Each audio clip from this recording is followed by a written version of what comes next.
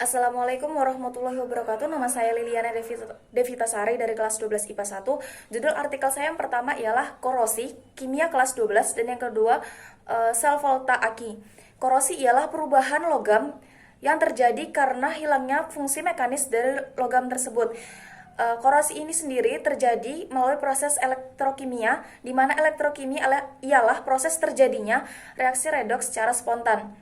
Adapun faktor-faktor yang mempercepat korosi, yang pertama air dan kelembapan udara, yang kedua elektrolit, yang ketiga permukaan logam, yang keempat terbentuknya sel elektrokimia.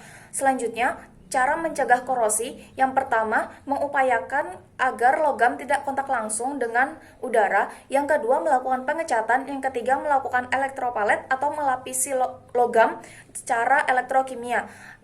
Yang keempat, melakukan pengorbanan atau perlindungan anoda dengan cara mencegah terjadinya atau terbentuknya sel elektrokimia. Yang terakhir, melakukan perpaduan atau alloy.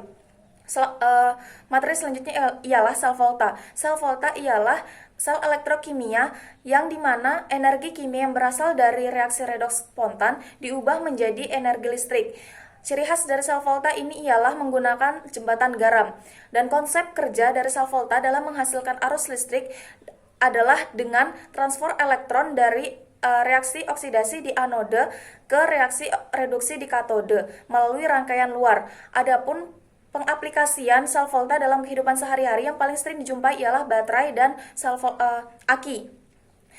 Penerapan sel volta dalam baterai ini pada saat penggunaannya, dan baterai itu sendiri hanya berlaku sekali pakai. Berbeda dengan aki berlaku pengisian ulang pada saat energi listriknya habis. Aki ini sendiri ialah sel volta yang terdiri dari Pb dan PbO dalam asam sulfat yang berfungsi sebagai elektrolisis.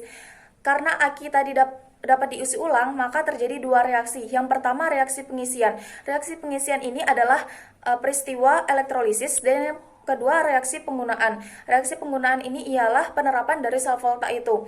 Selanjutnya, anode dan katode dari aki. Anode aki ialah logam timbal atau timah hitam atau Pb, dan katode dari aki ialah logam timbal yang dilapisi dengan PbO2, yang dimana kedua zat tersebut merupakan zat padat dalam asam sulfat, sehingga hasil reaksi